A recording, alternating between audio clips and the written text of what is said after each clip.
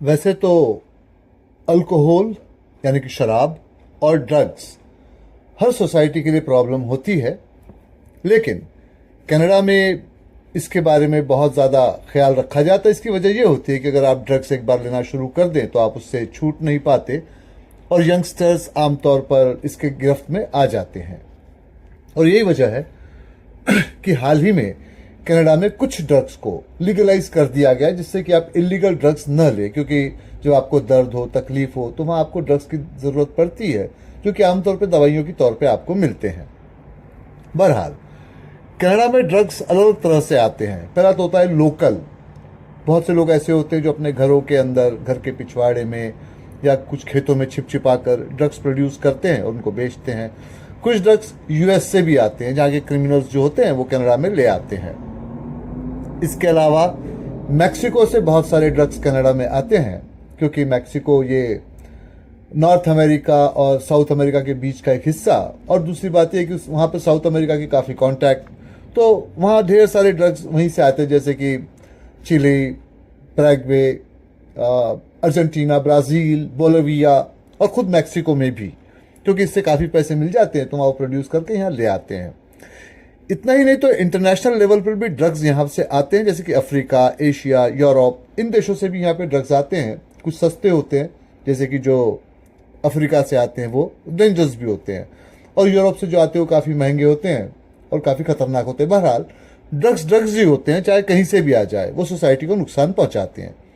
अब इनसे बचने के लिए नॉर्थ अमेरिका, खास करके यूएस और कनाडा में DEA, ड्रग एनफोर्समेंट एजेंसी बनाई गई है। ये ड्रग्स को रोकने के लिए कई तरह के काम करते हैं, और कई बार तो ऐसे भी होता है कि मैक्सिको, कनाडा और यूएस की पुलिस मिलकर इस काम को करती है। पुलिस आई मीन टू से DEA, ड्रग एनफोर्समेंट एजेंसी, जो कि पुलिस से थोड़ी अलग होती है। इनके पास में तलाशी नहीं कई तरह की होते हैं, मगर एक सबसे जो इम्पोर्टेंट तरीका है वो है डॉग्स, यानी कि कुत्ते। इनके पास में डॉग्स होते हैं जो सूंघ कर किसके पास ड्रग्स है ये जान जाते हैं और फिर उसको पकड़वा देते हैं। ज़्यादातर लोग इस तरह के ड्रग्स जो होते हैं वो खिलौने में वगैरह छुपा के लाते हैं, जिससे कि पता न चले, बच्चे खिलौने पे कौन शक करेगा। और इसीलिए इनको पकड़ने के लिए स्पेशल ट्रेनिंग लिए हुए पुलिस ऑफिसर्स जो होते हैं वहाँ वो काम करते हैं। बॉडी में भी इनको छिपाया जाता है, कोई प्लास्टिक में लपेट कर, आप जैसे फीमेल है तो छिपा लें, और कई बार आप उसको निगल लें तो प्लास्टिक के अंदर होता है तो उसको तो कोई इफेक्ट नहीं होता और बाद में फिर आपको वापस मिल जाता है। कैसे आप समझ सकते हैं, इसे मुझे बताने की ज़रूरत नहीं है। बॉडी कवर भी कई बार वो कर लिया जाता है, जैसे आपकी बॉडी दुबली पतली है तो उसको थोड़ा मोटा दिखाने के लिए कुछ ऐसे रबर के या चमड़े के ऐसे कवर्स बना लिए जाते हैं, जिससे कि आपके बॉडी का पार्ट लगता है और उसमें फिर वो ड्रग्स को डाल दिया जाता है। और कई बार ऐसे भी होता है कि आप पेशेंट के तौर पर आते हैं, जिसके साथ ही कस्टम ऑफिसर्स थोड़े से लिनियंट यानी कि काफ़ी रियायत बरतते हैं और फिर वहाँ से वो लोग ड्रग्स छुपा कर ले आते हैं। बहरहाल ये डिटेल्स में आप बताने जाऊँगा तो काफ़ी वक्त लग जाएगा, आप इसको समझ लीजिएगा। फिल्मों में कई बार इसको दिखाया जाता है। अब सबसे बड़ी मुश्किल यह है कि पनिशमेंट। आप ड्रग्स के मामले में इन्वॉल्व होते हो, छोटे मोटे मामले में आपको 2-3 साल की सज़ा होती है, और कई बार आपको फिर अगर बड़ा मामला हो तो 20 साल की या 25 साल की सज़ा भी हो सकती है। इसके मुकाबले आप अगर ईस्ट एशिया जैसे कि मलेशिया, इंडोनेशिया यहाँ की बात कर लेते हैं, तो अगर ड्रग्स के साथ आप वहाँ पकड़े जाते हैं तो वहाँ आपको गोली ही मार दी जाती है। ये कई बार हो चुका है। इवन कई ऑस्ट्रेलियंस या यूरोपियंस जो ड्रग कैरी करने वाले थे, जब वो पकड़े गए, ड्रग डीलर नहीं थे, सिर्फ कैरी कर रहे थे और वो पकड़े गए तो उनको गोली मार दी गई थी। तो इस तरह से ये होता है। अब यहाँ पर जो कनाडा में DEA यानी कि ड्रग एनफोर्समेंट एजेंसी है, उसके चीफ है डंकन। इनकी उम्र तकरीबन कुछ 50 साल के आसपास होने को आई है। आज भी ये बैचलर हैं। इसके बावजूद भी इनके 2 फोस्टर सन्स यानी कि 2 पाले हुए बेटे हैं। एक है एडवर्ड और एक है जैक। अब ये मामला क्या है, इसको जानने के लिए आपको थोड़ा पीछे जाना पड़ेगा। तकरीबन कुछ 25 साल पहले की बात थी। तब डंकन DEA में काम किया करते थे। उनके साथ में उनके एक दोस्त फिलिप भी हुआ करते थे। दोनों बड़े गहरे दोस्त थे। तब डंकन की शादी नहीं हुई थी। फिलिप उनसे उम्र में बड़े थे और उन्हीं के ये दोनों बेटे थे, एडवर्ड और जैक। उनकी वाइफ की डेथ हो चुकी थी, तो इसलिए कभी वो डंकन के घर में रहते और कभी वो फिलिप के घर में रहते। एक बार दोनों को ही एक ड्रग कार्टेल की कुछ इंफॉर्मेशन मिली, तो उनको उसको पकड़ने के लिए वहां जाना पड़ा। पर पता चला कि कैमरून नाम का कोई एक शख्स है जो कि कुछ ड्रग्स की डीलिंग वगैरह कर रहा है। अब दोनों वहां पर पहुंचे। अब मुश्किल ये थी कि डंकन को उस वक्त उन दिनों खांसी थी और फिलिप जो थे वो तंदुरुस्त थे और फिर वो तेज तर्रार भी थे।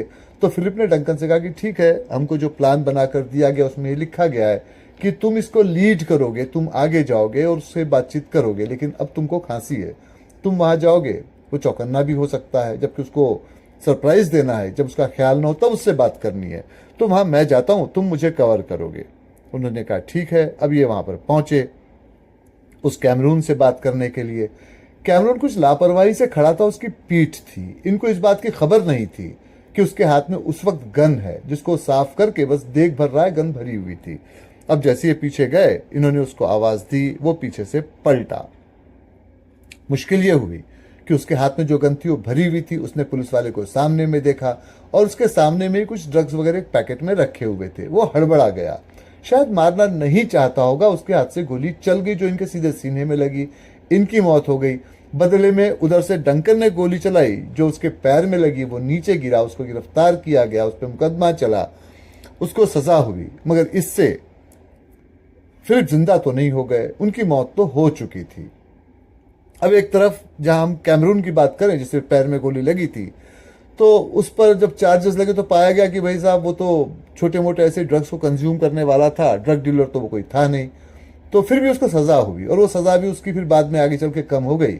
उसको जो पार्डन है, माफी है, वो मिल गई, पैरोल पे उसको छोड़ दिया गया और वो इस देश को छोड़कर ही चला गया। हालांकि वो आया हुआ था मैक्सिको से। अब ये चोट डंकन को बड़ी बुरी लगी, क्योंकि पहली बात तो ये थी कि उनका दोस्त, अगर उस दिन को खांसी न होती तो शायद वो जिंदा होता। उन्होंने ये नहीं सोचा कि मैं मर गया होता, तो दोस्त तो जिंदा होता। पहली बात तो ये। दूसरा, उनको अफसोस इस बात का था कि उसके दोनों बेटे यानी कि एडवर्ड और जैक, जिनकी उम्र अभी बहुत कम थी, कुछ 6-7 साल के ही थे, एडवर्ड बड़ा था, जैक उससे भी बहुत छोटा था, तो ये बेचारे ऑर्फन हो गए। इतनी कम उम्र में माँ पहले चली गई और फादर की अब डेथ हो गई। और दूसरा है कि गवर्नमेंट ने उनसे कहा कि देखिए साहब, इनको तो वैसे ऑर्फनेज भेजा जा सकता है, हमारे यहाँ सिस्टम है इस तरह का, लेकिन अगर आप इनकी जिम्मेदारी लेना चाहें तो इनको कहीं भेजा नहीं जाएगा, आप इनको अपने पास में रख लीजिए। अब डंकन ने इस बात को मान लिया, दोनों को अपने पास में रखा। अब ये दोनों ही बच्चों ने जो पुलिस की कार्रवाई वगैरह थी, कोर्ट की प्रोसीडिंग्स वगैरह थी, वो सब देखा था, उसकी बात उन्होंने सुनी थी। डंकन ने दोनों ही बच्चों को ट्रेन किया, एडवर्ड और जैक को, और धीरे धीरे करके दोनों ही DEA में आ गए, यानी कि ड्रग एनफोर्समेंट एजेंसी में आ गए, एक पुलिस ऑफिसर की तरह से, जबकि अब डंकन उसके चीफ बन चुके थे। अब ये दोनों भाई थे, इसमें से एडवर्ड बड़ा था। एडवर्ड और जैक की पर्सनालिटी और काम करने के तरीके पूरी तरह से अलग थे। एडवर्ड इंप्रेसिव पर्सनालिटी के थे, उनको खूबसूरत भी कहा जा सकता है, लेकिन ज़्यादा वो इंप्रेसिव लगते। उनको देख के लगता कि एक पुलिस ऑफिसर है और कोई भी एक शख्स जो है वो इस तरह का होना चाहिए। कुछ फीमेल्स शायद ऐसी भी होंगी जो इसी तरह के इंप्रेसिव मेल को चाहती होंगी, ऐसे कुछ वो थे। दूसरी बात ये थी कि वो स्टार DEA ऑफिसर थे, जहां जहां उनको भेजा जाता वहां वहां वो सक्सेसफुल होते। ऐसी ऐसी जगह से वो ड्रग्स ढूंढ के निकालते जिसके बारे में किसी को पता नहीं चलता, जैसे कि आपको शुरू में बताया जा चुका है कि कुत्तों से लेकर तो टॉयज वगैरह वगैरह, वो सारी चीज़ों को वो कर लिया करते थे, तो बड़े सक्सेसफुल थे। रूल्स को बड़े स्ट्रिक्टली फॉलो करते, जैसा का लिखा होता रूल बुक में उसी के हिसाब से काम करते, और इसी वजह से वो आज तक के कभी भी किसी मुसीबत में नहीं आए थे। वरना कई बार तो ऐसे होता है कि पुलिस ऑफिसर्स कई बार मुश्किल में आ जाते हैं, तलाशी लेते हैं, पूछताछ करते हैं, तो थोड़ी ज्यादती हो जाती है। इनके ऊपर ऐसे कोई चार्जेस आज तक नहीं लगे थे। और अगली बात जो ये थी वो ये कि अपने भाई जैक को बड़ा प्यार करते, उसका बड़ा ख्याल रखते, और बार बार वो डंकन को ये कहते इसको खतरनाक मिशन पे मत भेजा कीजिए। अब दूसरी तरफ जैक एडवर्ड के ठीक उल्टा बॉयश लुक था उनका, मतलब उनकी शक्ल को देख के लगता कि इनकी उम्र बहुत कम है। कम तो थी मगर इतनी भी कम नहीं थी, लेकिन जैसे चार्मिंग होता है, इसको आप ऐसे समझ लीजिए कि एडवर्ड तो लगते थे एक्शन हीरो की तरह से और जैक लगते थे रोमांटिक हीरो की तरह से। अभी भी वो पुलिस के लिए जो स्किल्स की जरूरत होती थी उसको वो सीख रहे थे, पूरी तरह से उसमें वेल वर्स्ड नहीं हुए थे, इम्पल्सिव थे, उनको बात बात पे गुस्सा आ जाता था। अब इसकी वजह यह थी कि जब वो छोटे थे तभी उन्होंने अपने फादर की डेथ के बारे में कोर्ट के प्रोसीडिंग वगैरह को देखा था। और जब कैमरून यानी जिसके हाथों से उनके फादर की मौत हुई थी उसको छोड़ा गया था, तो उसके बारे में भी उन्होंने पढ़ रखा था, तो उससे उनके दिमाग में एक तरह से गुस्सा था। तो कई बार वो थोड़े से इम्पल्सिव हो जाते, और यही वजह थी कि उनको कई बार पुलिस में आने के बावजूद भी रिफ्रेशर के लिए भेजा जाता। अब ये रिफ्रेशर क्या था, इसको समझने के लिए आपको इसकी इंचार्ज के बारे में समझना होगा। ये थी रिबेका, यंग थी, कुछ उम्र उसकी 27-28 साल के आसपास ही थी। रिबेका पुलिस ऑफिसर थी, इंग्लैंड से आई थी। उसका काम यूं था कि बैकग्राउंड चेक करना है, जब भी किसी पुलिस ऑफिसर को अपॉइंट किया जाता उसका बैकग्राउंड चेक करना है। इसके अलावा जब उसके साथ में कोई गड़बड़ी हो जाती, जैसे वो कोई ज्यादती वगैरह कर देता, तो फिर वो उसके बारे में इंक्वायरी करती, उससे पूछताछ करती और फिर उसको रिफ्रेशर के लिए अपने पास में ले आती। रिफ्रेशर वो होता है जिसमें कि पुलिस को, यहाँ हम पुलिस के बारे में बात कर रहे हैं, तो डीए ऑफिसर्स को याद दिलाया जाता कि रूल्स क्या हैं, किस तरह से काम करना है, कुछ दिनों की ट्रेनिंग दी जाती और फिर जब रिबेका उसको क्लियर कर देती कि अब इसका रिफ्रेशर पूरा हो गया है तो उसको भेज दिया जाता। अब रिफ्रेशर की जो ट्रेनिंग थी उसको देखते हुए रिबेका अपने पावर्स का बड़ा कम यूज करती थी। हालांकि रिबेका वो पावर थे, अगर वो लिख दे कि फलाना पुलिस ऑफिसर एबल नहीं है और उसके बारे में सही से रीजन बता दे, तो उस पुलिस ऑफिसर को तो उस फोर्स से हटा दिया जाता। कुछ 2-3 लोग हटाया जा चुका था, रिबेका चाहती तो ज्यादा लोग हटा दिया जाता, मगर उसमें और डंकन में एक समझ थी कि भाई हम जो ऑफिसर्स हैं उनको हम इंस्पायर करने के लिए यहाँ पर हैं, उनको रिमूव करने के लिए नहीं। तो अपनी वो रिपोर्ट्स को बड़ी सोच समझ के लिखा करती थी। अब जहां तक कि जैक का मामला है, उसने जैक को 2 मौकों पर ट्रेन किया था।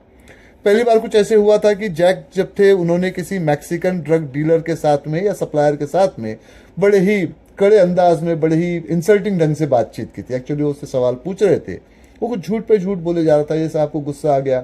पुलिस का काम ऐसे नहीं होता है, आपको सवालों पे सवाल पूछते जाने, उसको अपने सवालों के जाल में उलझाना है। कई बार तो ऐसे होता है कि इस तरह की जो इंक्वायरी होती है 3-3 दिन चलती है। आप यहाँ पर पुलिस होने के बावजूद भी आप क्रिमिनल्स पे हाथ तो नहीं उठा सकते, बातचीत से आपको उनको फांसना है और बगैर गुस्सा हुए से, बगैर अपना बैलेंस खोए से। बैलेंस उस क्रिमिनल का खोना चाहिए, आपका नहीं। तो इस तरह का कुछ मामला था, तो जैक का बैलेंस कुछ बिगड़ गया था। उसकी वजह भी थी, जो ड्रग सप्लायर था मैक्सिको से आया था। ये साहब को उनके फादर के साथ जो कुछ हुआ था उसकी यादें ताज़ा हो आई, तो काफ़ी गुस्सा हो गए। दूसरी बात ऐसी भी थी कि वो जो मैक्सिकन सप्लायर था उसकी शक्ल बहुत कुछ उस कैमरून के तरह से मिलती जुलती थी, तो और ज़्यादा गुस्सा हो गए। तो ये सारी बातें लाइट में आई, तो इसके लिए फिर उसने उनका कुछ रिफ्रेशर लिया था, उनको समझाया था कि तुम्हारे फादर की डेथ आज से 25 साल पहले हो चुकी है और वो एक्सीडेंट था, जानबूझ के नहीं मारा गया था, और फिर जिसने मारा था उसको सजा भी हुई थी। ठीक है कि कानून के हिसाब से सजा कम तुमको लग सकती है कि भाई कुछ वक्त के बाद में उसको पैरोल को छोड़ दिया गया, उसको पार्डन कर दिया गया, फिर वो देश छोड़ के भी चला गया, सारी बातें हुई। लेकिन देखिए, वो एक गलती थी, ये गलती किसी के साथ भी हो सकती है। अगर आपके फादर की जगह कोई और होता वो भी मारा गया होता, उल्टा भी हो सकता था, अगर आपके फादर उसकी जगह होते तो शायद वो मारा जाता। तो ये सब बातें तो जिंदगी में होते रहती। जब आप पुलिस फोर्स ज्वाइन करते हो तो इस तरह का रिस्क है, आपको बता दिया जाता है। तो ये जो आपके फादर के साथ हुआ ये सही नहीं हुआ, लेकिन ये एक पार्सल एंड पैकेज की तरह से है जो इस जॉब के साथ में आता है।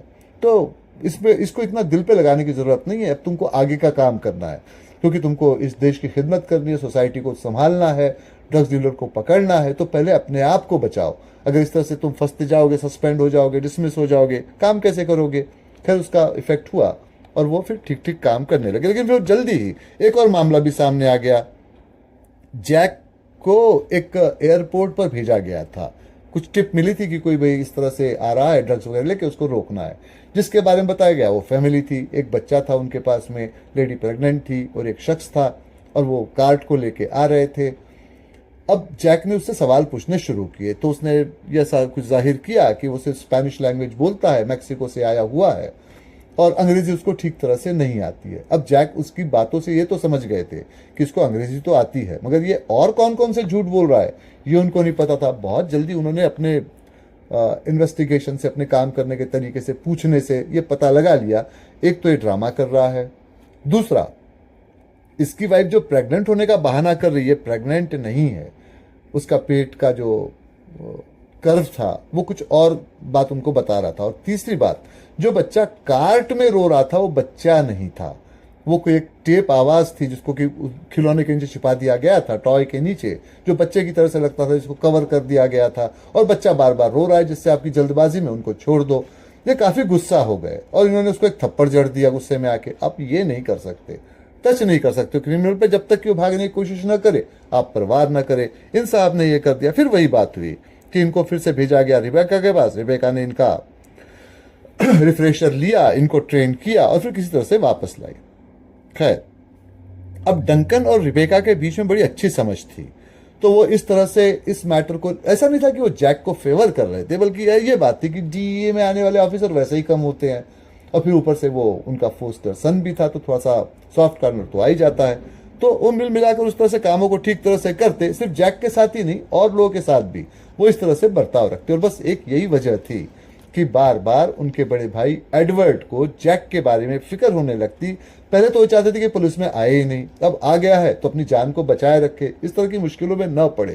भाई आप किसी पे हाथ उठाते हो, उसके पास कोई गन वन हो, वो आप पे वार कर दे, तब आप क्या करोगे? ठीक है, पुलिस इस तरह से डर के काम नहीं कर सकती, लेकिन आपको आपके लिमिट में रह के काम करना होता है। ये बात एडवर्ड माना करते थे। खैर, अब इस वक्त तो यह है कि डंकन बैठे हैं एडवर्ड के साथ में, उनको बता रहे हैं कि भाई अब तुम्हारी उम्र हो गई है, 30 साल के ऊपर होने को आए हो, अच्छे खासे लगते हो, शादी ब्याह कर लो। ऐसे से कब तक काम चलेगा? तो उन्होंने कहा कि देखिए साहब, पहली बात तो है कि मेरे आइडियल आप हैं, आपने कभी शादी नहीं की। तो डंकन ने कहा तुम कैसी बातें करते हो, तुम्हारी फादर की मौत मेरी वजह से हुई थी, तुमको पालने पोसने की जिम्मेदारी मुझ पर थी। मैं शादी करता, मेरे अपने बच्चे हो जाते, मैं जॉब संभालता, फैमिली संभालता है, तुमको संभालता। और फिर देखो भाई, तुम दोनों भाई मुझे जिस तरह से चाहते हो, मेरे जिंदगी में फैमिली की कमी तो पूरी खत्म ही हो गई है। तुम दोनों ही मेरी फैमिली हो। मैंने भले ही शादी नहीं की होगी, लेकिन मैं ये नहीं चाहता कि तुम्हारे साथ ऐसा हो। अब तुम मुझे अपना फादर मानते हो, एक अच्छा बाप होने के नाते मैं तुमसे कहता हूं कि तुम शादी कर लो। तो उस पर उन्होंने आगे कहा कि देखिए साहब, जिस तरह का जॉब है, जिस तरह की नौकरी है, दिन रात दौड़ भाग होती रहती है, फैमिली के साथ मैं किस तरह से ये करूंगा, एक जस्टिस करूंगा। इसके अलावा फिर जैक भी है मेरा भाई, उस पर ख्याल रखना पड़ता है। उसको तो आप देख ही रहे हो, कायदे कानून को ठीक से फॉलो नहीं करता है, ऊपर से पुलिस में आ गया, मुसीबतें मोड़ लेता है, मैं क्या करूं? तो उन्होंने कहा इसका सब चीज़ों का एक इलाज मेरे पास में है। देखो भाई, तुम इस बात को शायद ख्याल नहीं दे पाए होगे, मगर मैं देखते रहता हूँ हर बात को। रिबेका जो हमारी रिफ्रेशर ऑफिसर है, वो तुम में इंटरेस्टेड है, बड़ी अच्छी है, तुमको पसंद करती है, और फिर मेरे पास में मौका भी है। तुम दोनों की 2 महीने की छुट्टियों की एप्लीकेशन मेरे पास काफ़ी दिनों से पड़ी है। अब कामकाज के चक्कर में मैं इनको सैंक्शन नहीं करवा पा रहा हूँ तुम्हारे, तो इसको मैं सैंक्शन कर देता हूँ, हनीमून पे भी चले जाना और तुम्हारा ये काम भी पूरा हो जाएगा, शादी ब्याह का। तो जैक ने कहा जब मौका आएगा तब मैं कर लूंगा। खैर, वो मौका तो क्या था, उनके पास में एक केस आ गया। ये केस था टिमोथी नाम के एक नौजवान का। वो कुछ अपने फ्लैट में मरा हुआ पाया गया था। वो कहीं बाहर से आया था, मैक्सिको से ही आया हुआ था, वहां पर वो कुछ टूरिस्ट की तरह से आया था। उसके अपार्टमेंट में वॉश बेसिन से उसका सिर टकराया, वो नीचे गिरा हुआ था, सिर पे चोट लगी थी, वो मरा हुआ पाया गया था। अब ये थोड़ा सा मुश्किल वाला मामला था, इसलिए क्योंकि उसके पास जब तलाशी ली गई तो कुछ ड्रग्स उसके पास पाए गए थे, शायद वो यूज कर रहा होगा। अब ये कोई बड़ी बात नहीं, मैक्सिको से लोग आते हैं, ड्रग्स उनको मिल जाते हैं, लेकिन भाई साहब ये तो आया था 2 दिन पहले ही और इसके पास में अब ड्रग्स निकल आए, भाई ये कैसे क्या हो गया? तो उन्होंने उनको बुला के कहा कि देखो ये मैक्सिको का मामला है और हम पर तो इस तरह के इल्जाम लगते ही रहते हैं। अब कई तरह की बातें हो सकती हैं, ये एक एक्सीडेंट हो सकता है, उसका पैर फिसला, सिर्फ वॉश बेसिन से टकराया, मर गया। ये भी हो सकता है कि उसको ड्रग के चक्कर में किसी ने मारा होगा, कि भी उसके पास ड्रग्स थे, लेने की कोशिश की, इसने अपोज किया, कुछ हाथापाई हुई, वो मारा गया। तीसरी बात, राइवलरी। कई बार ऐसे भी होता है कि जो यहाँ के ड्रग्स सप्लायर होते हैं वो ये बर्दाश्त नहीं करते कि बाहर वाला यहाँ आ जाए, और इसी के शक मुझे ज्यादा होता है कि जब देखा गया कि भी इसके पास में इस तरह के ड्रग्स है और ये सप्लाई कर रहा है, कमीशन मांगा होगा, नहीं दिया, उसको मार दिया। लेकिन मुझे लगता है कि इन सबका मिला जुला ये फॉर्म हो सकता है कि किसी ड्रग सप्लायर ने इससे ड्रग्स लेने की कोशिश की और एक्सीडेंटली ये मर गया है। तो इसके बारे में तुम जांच पड़ताल करो और जल्दी करो, क्योंकि मैक्सिकन पुलिस का हम पे दबाव है। क्योंकि पिछला जो हमने एक मिशन किया था जिसमें यूएस प्रेसिडेंट ने हमसे कहा था कि ड्रग कार्टेल को पकड़ना है, तो फिर हमने यूएस के साथ और मैक्सिको के साथ मिलकर उस काम को किया था। मैक्सिको ने हमारी काफ़ी मदद की थी। तब ऐसे मौके पर उनका अगर सिटीजन यहाँ मारा जाता है मुश्किल हो जाती है। उन्होंने कहा ठीक है। अब वो उस काम की तफ्तीश कर रहे थे कि उनकी जिंदगी में एक और मुश्किल आ गई, और वो थी मार्था। मार्था अभी अभी यूरोप और ख़ास करके इंग्लैंड से वहाँ पर आई हुई थी। यंग थी, साइकिट्रिस्ट थी, लेकिन साथ साथ वो फॉर्चून टेलर भी थी। लोगों को एक उसके पास में कुछ बॉल था चमकीला, जिस पे कुछ लाइट वाइट जलता था, उस पे वो हाथ रख के लोगों को उनके फ्यूचर के बारे में वगैरह वो बताया करती थी। बहुत सारे जो कॉप्स यानी कि पुलिस वाले थे वो उसके पास जाते थे और जल्दी जाने लग गए थे। उसकी वजह ये थी कि वो साइकेट्रिस्ट थी और जो पुलिस का प्रेशर वाला टेंशन वाला काम होता है उनसे उनको वो निजात कैसी पाई जाए इसके बारे में बताती थी कि टेंशन को कैसे दूर किया जाए। तो वो उनके पास में जाया करती थी। मुश्किल ये थी कि अब डंकन भी उसके काम करने के तरीके से काफ़ी इम्प्रेस हो गए थे, उससे सलाह लिया करते थे, उससे पूछते थे। और अब ये था कि जैक भी वहाँ जाने लग गया था, उसके साथ वक्त बिताता था। और ये परेशानी की बात एडवर्ड के लिए थी, क्योंकि जानते थे कि जैक भले ही पुलिस में था, अब भी रॉ यानी कि कच्चा था। अगर ये लड़की वाकई ही किसी ड्रग डीलर से ताल्लुकात रखती जिसका उनको शक था, अगर ऐसा है तो जैक को फंसाने की कोशिश कर सकती है। तो एडवर्ड ने उसका बैकग्राउंड चेक किया। पता चला कि साहब ये तो इंग्लैंड से आई हुई थी, वहाँ यूनिवर्सिटी की ग्रेजुएट थी। इसके पेरेंट्स बाद में यूरोप चले गए, इसकी कोई बहन थी बड़ी, वो भी यूरोप चली गई। अब ये लोग सब उसको छोड़ के क्यों गए, उसकी वजह थी। जिस तरह की वो हरकतें करती थी, साइकेट्रिस्ट होने के बाद में फॉर्चून टेलिंग करे लोग उसके पास में आए, उससे वो सारे परेशान हो गए थे। तो उसको छोड़ छाड़ के वहाँ से वो चले गए। अब ये वहाँ पर कुछ दिन रही, लेकिन वहाँ की पुलिस शायद इससे परेशान हो गई थी। तो उन्होंने उससे कहा कि भाई यहाँ क्यों रहते हो, हमारे लिए भी मुश्किल, तुम्हारे लिए भी मुश्किल, जाओ कुछ दिन कनाडा में बिताओ। उनको उसको रिकमेंड कर दिया और वो भी थोड़ा चेंज चाहती थी, तो खैर वो यहाँ पर चली आई थी।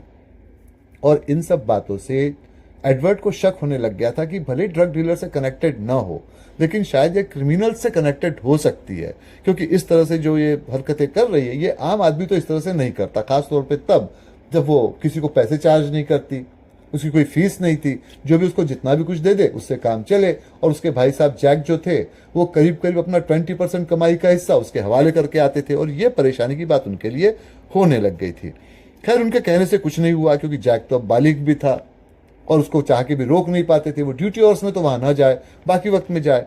तो अब जैक उसके साथ में काफ़ी वक्त बिताता था, एडवर्ड के साथ कम। और कई बार ऐसे भी होता था कि वो उसके साथ में गोल्फ खेलने चला जाता, लॉन्ग ड्राइविंग पे चला जाता, क्योंकि मार्था को भी उसी तरह का शौक था। ऐसा नहीं था कि एडवर्ड जैक के बारे में जिलस थे, वो भी चाहते थे कि जैक सेटल हो जाए, शादी ब्याह कर ले, लेकिन कोई ढंग की तो लड़की हो। अब ठीक है कि भाई रिबेका जैसी लड़की उसको ना मिले, रिबेका उससे उम्र में बड़ी भी थी, लेकिन उस तरह की और भी काफी पुलिस में काम करने वाले थे, भाई पुलिस में किसी से शादी कर ले, ये चक्कर क्यों है। लेकिन अब ऐसा था कि उनको डंकन ने समझाया एडवर्ड को, शादी ब्याह का मामला इस तरह से हल नहीं होता है, दिल का मामला होता है। अब वो लड़की अगर जैक को पसंद आ गई है, तुम उसका बैकग्राउंड चेक कर सकते हो, लड़की का मैं भी चेक करवाऊंगा, रिबेका से भी चेक करने के लिए कहूंगा। लेकिन अगर लड़की के खिलाफ कोई बात नहीं मिलती है और वो साइकेट्रिस्ट है और फॉर्चून टेलर भी है, तो इसमें क्या बुराई है। भाई कई घर ऐसे होते हैं जहाँ हस्बैंड जो होता है वो रिलीजन को नहीं मानता है, वाइफ रिलीजन को मानती है, फिर भी उन्हें तो बातचीत तो बनी जाती है ना। खैर अब जैक इस बात को लेकर काफी परेशान रहे। उन्होंने आगे चल के ये भी नोटिस किया, एडवर्ड परेशान रहे, आगे चल के उन्होंने ये भी नोटिस किया कि जैक अब रात में ठीक से सो नहीं पाता है, ट्रबल रहता है। खैर ये प्रॉब्लम उसको पहले भी थी, उसको अपने फादर का जो किलिंग वाला जो ड्रीम था वो अक्सर आया करता था, तो जैक उससे हमेशा हैरान परेशान रहा करता था। लेकिन अब ज़्यादा परेशान होने लग गया था और मार्था के सामने अपने परेशानी को बताता था। मार्था उसको कई तरह की ट्रेनिंग दे रही थी, क्योंकि उसको पता चल गया था मार्था को किसी फादर की डेथ हुई है, उस डेथ से परेशान है, इसका दिमाग ठीक से काम नहीं करता है। तो मार्था उसको जैसे और ऑफिसर्स को ट्रेनिंग देती है, वैसे उसको थेरेपी वगैरह की ट्रेनिंग देती, ब्रेथ एक्सरसाइजेस की सांस किस तरह से ली जाए, उस पर किस तरह से फोकस किया जाए। एक तरह से उसको आप योगा का एक टाइप कह सकते हो, जो एशिया में काफ़ी पॉपुलर होता है, तो उसकी वो ट्रेनिंग देती। उसके अलावा उसके साथ में फिर वो हिप्नोटिज्म के सेशन भी लेती। अब हिप्नोटिज्म ये होता है जिसमें आपके आंखों में आप अपनी आंखों से दूसरे की आंखों में आंखें डालकर उसको हिप्नोटाइज करते हो और फिर धीरे धीरे करके उसके दिमाग में क्या चल रहा है उन बातों को ढूंढ के निकालते हो। इसके कई तरीके उसके पास में थे, जैसे एक गोल चक्र होता था जो गोल गोल घूमता रहता, उस पर जैक को फोकस करने लगाती और फिर धीरे धीरे करके उसको पास में ले आती, वहां से उसकी बातों को ले आती। अब एडवर्ड ये सारी बातों को देख के बड़े परेशान थे, क्योंकि एडवर्ड को इन बातों पर भरोसा नहीं था। वो एक डिसिप्लिन पुलिस ऑफिसर थे, रूल रेगुलेशंस को मानने वाले थे। उनको लगता था कि इसमें कोई दिन बहुत बड़ी मुश्किल हो जाएगी। उन्होंने जाकर एक बार फिर डंकन से बात भी की, उनसे कहा कि देखो भाई कि जिस तरह का मैटर चल रहा है इससे तो काफ़ी बड़ी मुश्किल हो जाएगी, तो आप रिबेका और बाकी लोगों से बात करके देखिए इसमें कुछ किया जा सकता है क्या। डंकन ने कहा देखो भाई, तुम्हारा जो भाई है वो बालिग है, उसको ऐसे रोका नहीं जा सकता है, और फिर उसके ऊपर उसका इफेक्ट हो भी रहा है। मार्था जिस तरह से उसको ट्रेनिंग दे रही है वो ठीक से सो पाता है, ठीक से रह पाता है, तो अगर इस तरह का मैटर है तो इसको इस तरह से चलने दो। तो उस पर उन्होंने कहा, एडवर्ड ने, कि देखिए मैं नहीं चाहता कि वो मार्था के साथ अकेले में कहीं बैठे, ये उससे कुछ भी करवा सकती है। भाई ये ठीक है, जादूगरनी नहीं होगी, लेकिन हिप्नोटिज्म आता है, साइकेट्रिस्ट है, ब्रेन वॉश करना जानती है, एक अच्छा खासा पुलिस ऑफिसर अच्छा खासा यहाँ रह रहा है, बर्बाद हो जाएगा। तो डंकन ने कहा ठीक है, मैं ये अरेंजमेंट करवा देता हूँ। जैसे हमारे पास जो पूछताछ का तरीका होता है, एक कनाडा में है, शायद और जगह पे भी होता होगा, एक चैम्बर होता है, हर तरफ से बंद होता है, एक बड़ा सा कांच लगा होता है, अंदर वाले को बाहर का दिखता, बाहर वाले को अंदर का दिखता है, और फिर अंदर में कुछ माइक्रोफोन वगैरह भी लगे रहते हैं, क्या बातचीत हो रही है वो बाहर सब सुनाई पड़ती है। तो उन्होंने कहा कि ठीक है, इसके बाद में अकेले में उससे कभी नहीं मिल पाएगा। इस तरह से सेशन के लिए घूमना फिरना है, उसको मैं रोक नहीं सकता, लेकिन इस तरह का सेशन जब भी होगा, ये इस पुलिस स्टेशन में होगा, उस चैम्बर में होगा, तुम बाहर रह के सुन सकोगे, चीज़ें रिकॉर्ड होती रहेगी, तो ये उसके साथ चाह कर भी कोई चालाकी तो नहीं कर पाएगी। अब अगर तुम्हारा भाई इसमें अपने आप को सुकून महसूस करवा लेता है, ठीक से काम कर लेता है, हम क्या कर सकते हैं इस बारे में। खैर वो मैटर इस तरह से बढ़ता चला गया, इनके सेशन बढ़ते चले गए, और एक दिन कुछ ऐसा हुआ कि उन्होंने कहा, डंकन ने, कि आज तुम्हारे भाई को हिप्नोटाइज करने जा रही है, उसने पहली फॉर्म वगैरह भर के हमको दे दिया है, और अब तक के उसको फ़ायदा हुआ है। रिबेका भी इस फेवर में है कि इसको इस तरह से चलने दिया जाए, क्योंकि रिबेका ने 2 सेशन तुम्हारे भाई के साथ लिए, कुछ खास फ़ायदा नहीं हुआ, तो अब ये देखो कि इसमें क्या होता है। तो खैर वो बैठे, अब ये एडवर्ड तो खैर हैरान परेशान थे कि उनके भाई के साथ ये क्या हो रहा है, उनके समझ में नहीं आ रहा था। मार्था सामने में बैठी, पहले छोटे मोटे सवाल किए, फिर उनको उनके पास्ट में ले गई। जैसा कि एडवर्ड को पता था कि जैक के दिमाग में तो फादर की मौत के बारे में है, तो उन्होंने फिलिप की मौत कैसे हुई थी, क्या हुई थी, कैसे उनको ख्वाब आया करते थे, कैसे फिर वो कैमरून छूट गया पैरोल पर, और उसको माफ़ी भी मिल गई, और वो मैक्सिको में एक आराम की ज़िंदगी बिताता है, काफ़ी अमीर आदमी है, सी बीच के ऊपर बैठा रहता है, जबकि हम दोनों भाई यहाँ पर उसी के वजह से फंसे। अगर हमारे फादर जिंदा रहते तो हम शायद पुलिस में भी नहीं आते, एक अच्छी ज़िंदगी बिताते, मेरे बड़े भाई की शायद शादी भी हो चुकी होती अब तक के, और उसका देखी देखी शायद मैं भी शादी कर लेता, हम लोग की पूरी लाइफ ही डिस्टर्ब हो गई। और सबसे बढ़कर बात यह कि हमारे डंकन साहब जो है, जो हमारे फादर हैं, मतलब माने हुए फादर हैं, हमको पाल पोस के बड़ा किया है, अपने लाइफ में सेटल नहीं हो पाए, तो एक गलती की सज़ा कितने लोगों ने भुगती।